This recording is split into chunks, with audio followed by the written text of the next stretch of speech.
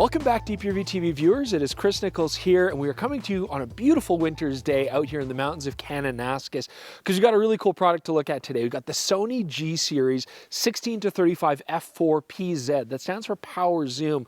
Now, this is a cool lens because it is not only great for photography, but it also is a very video-centric lens. So you're going to see both myself and Jordan today. Let's get out there and take some shots.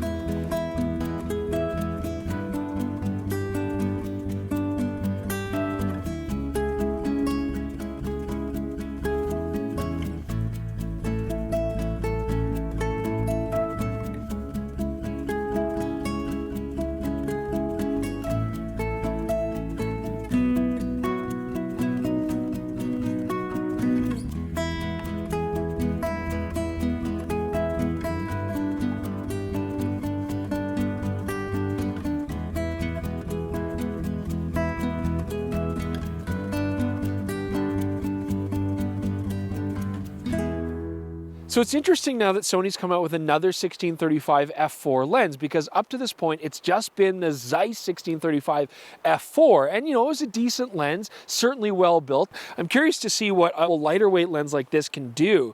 Now, this does actually have a lot of interesting technology. It is not a G Master lens, it's a G series, but it's weather sealed, it's internal focusing, and there's a lot of stuff I want to talk about here, but the first thing you notice is just how lightweight it is. Only 353 grams. That's like what? A sixth of a Noct? I mean, just a little bit over that. Pretty impressive, and certainly lighter than the over 500 grams of the Zeiss 16-35 f4. It certainly does have a plasticky feel to the build on it, but there's a lot going on here. I want to talk about some of the features. You see, it's really pretty impressive how many controls we have on here. So we got manual focus ring, we got manual zoom ring, we do have an aperture ring, and you can turn that for a clickable on or off, as well as lock it in the auto position. We also have a power zoom rocker. We're going to talk about that as well. Autofocus, manual focus switch, and a custom button. So this lens actually has a lot of manual controls on it. Now, I've got it on a Sony a7 IV here today, and I like that I've got actually really good clearance for my fingers next to the grip. I mean, the lens is just compact, lightweight, 72mm filter thread. I'm going to do some long exposures today as well. And really, as a walk around kind of on the streets of a city or, you know, travel kind of lens, it's really light. It balances on bodies well, and so it's a nice compact package. Of course, I do have to bring a tripod today, but even still, this just keeps the weight down. Let's address power zoom, because I know to photographers, those are dirty words, and anytime you hear it, you're like, yuck, not for me, not a photo lens, that's just for videographers. That's too bad though, because you'd be really missing out on an interesting lens here for photography. I get it though. I mean, if you use the old 16-50 or 18-105 power zoom, like there was such a disconnect from zooming that ring and hearing the heavy motor sounds, and you know, there's always the delay, and it was kind of like using an old digital camera. I get it, but this lens is totally different. Now, on the side of the lens, you still do have a zoom rocker, which you can use like a video camera, but now the zoom ring turns a full 360 degrees. This lens is using linear XD motors to drive that zoom function, so it's completely silent, and there's a slight delay, but honestly, it feels more natural than I've ever used on a power zoom before. I am still looking at the digital display to see my focal length change. I'm still finding that very important because there's not going to be a hard stop at wide or telephoto, but honestly, it's not that awkward. I'm getting used to it very quickly, and I think for photography, it's not really an issue. So if I'm only going to take one lens out in the woods, I want it to be as versatile as possible, and I'm actually really impressed with the close-up capabilities on this 16-35. So at 16mm, you can get 0.28 meters away from your subject, and at 35mm, you can actually get 0.24 meters away from your subject. You can see the difference here. It's actually quite dramatic how much closer you can get, and I'm absolutely happy with what kind of macro capabilities I can get with a lens like this. You know, we're not talking anything past sort of 1 to 4 life-size reproduction, but using that perspective with a wide angle in the background, you can have a lot of fun with this. So it's been yucky light all day, but finally the sun's broken for, looks like, just a few moments. So quickly we get some samples here. Now, first off, flare, actually very well controlled on this lens. I'm seeing only a tiny bit of ghosting, and mostly only if you stop down the aperture a bit. So we're not really getting a lot of flare, and that's with the hood off. So this lens is actually performing quite well. Sunstars, they're fine. I mean, when you got small specular highlights, you can get some pretty little stars, but otherwise fairly broad tines to the stars, pretty average. But overall, this lens does handle sunlight quite well. So the Sony 1635 f4 has got a lot of motors in here, 6 XD linear motors, 4 to do the zooming, 2 to do the autofocus. Now we've already talked about the zoom. It's very precise. You can go nice and slow or very quick and very smooth. And then when it comes to autofocus, you can see here, autofocus performance is very snappy from far distance to close up, nice and quick, but also notice how smooth it is. So for videography, you're gonna get nice smooth transitions in focus. And then if you're doing any sort of quick street photography or anything like that, again, no issues. So our light's been pretty blah today, we're gonna call it. But as usual, we're gonna shoot other samples, get some stuff with color maybe, different light, you know, the test chart as well. And then we can come back and talk about things like chromatic aberration and sharpness. But until we get to that, let's go to Jordan. He's got some stuff to talk about when it comes to video on this lens.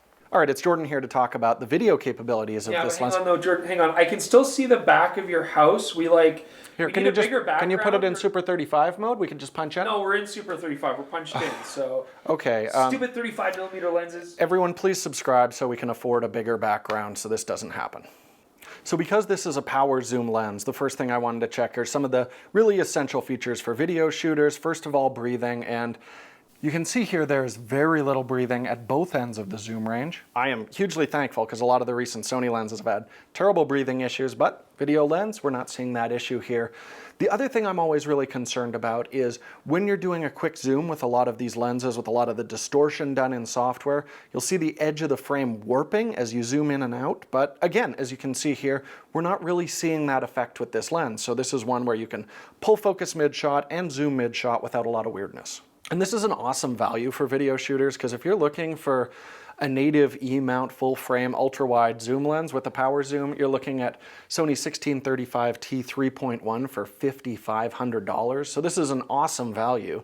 And if you have some of the Super 35 cinema cameras like an FS5, FS7, this is a great focal length for those crop sensor cameras as well. A 2450 is a very versatile zoom range. Now bear in mind, if you do have one of those cinema cameras, they don't have stabilizers. This lens also doesn't have a stabilizer. So it's not going to be a great option handheld, but again, for the price, this is just so versatile. Okay, so Chris has been looking at a lot of files from this lens. He has some more opinions for photography, so let's throw over to him now. Chris, do you just want to use this background? No. All right, so I've had a chance to take a look at the files. Let's talk about some more characteristics on the Sony 1635. So Bokeh first, longitudinal chromatic aberration. That's where we get the out of focus areas having a color fringe, and it's really hard to get rid of in post, so we don't want to see it. Luckily on the Sony 1635 f4, we really don't, so that's a nice positive. Now Bokeh, if there was anything about this lens that was kind of meh, didn't really, get me excited, it would be the Bokeh performance. So let's talk about some of the positives. I mean, first off, there is some cat's eye when you shoot f4, just a little bit in the corners. It's not terrible. It does go away as you start to stop down the lens.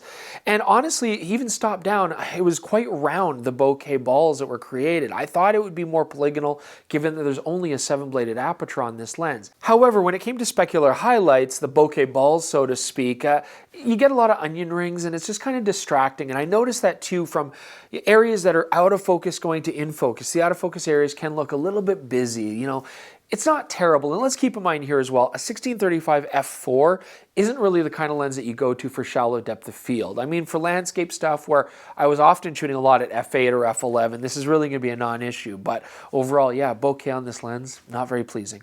However, where the Sony 1635 f4 is exceptional is when it comes to sharpness. I mean, I was actually really impressed here. So let's take a look at our chart. First off, shooting 16 millimeters at f4 in the center, really nice and sharp. Here you can see it stop down at f8. Excellent, of course. And we take a look at the upper left corner at f4. It still holds up really well. A little bit of softness, and that totally goes away by the time you stop down the lens. Here you can see it at f8. All right, now let's take a look at 35 millimeters shooting here in the center. I actually found this lens more consistent wide open at f4, very sharp in the center. When we stop down to f8, again, you don't really notice that much improvement. Focus in the upper left corner at f4 though is very sharp, sharper than at 16 millimeters. And then when we stop down to f8, I mean, it only gets better. Another thing I want to mention is regardless where you shoot this lens in the focal length, it's got very flat field focus, almost no field curvature here. So if I focus in the center wide open, the corners are still very sharp. I don't specifically need to necessarily focus there to get better results. So overall, very pleased with the optical performance on this lens. So my final call on this lens is that it's pretty excellent. I really don't see much reason to get the similarly priced older 1635 f4 from Zeiss because I love how lightweight it is, it's still rugged enough, and it's rare when a lens has a lot of video-centric features that you don't pay for a whole bunch of compromises to get that or have to shell out way more money. I mean, this lens is excellent for photography too. I found it very sharp, I found it very nice focusing, and really the only downside is some fair to middling bokeh performance and sunstars. But otherwise, I think you'd find this lens to be a really effective unit. And that servo zoom, it might be a little bit jarring at first, but honestly, I found that transition quite simple. It really wasn't that bad. So I would take a serious look at the new Sony 1635 f4. Anyways, I hope you guys enjoyed that review and found it useful. Please do leave comments below. Check out our sample gallery as well. Link is in the description below for DPReview.com. And otherwise, thanks so much. Please like and subscribe to the channel, and we'll see you soon for another episode of DPReview TV.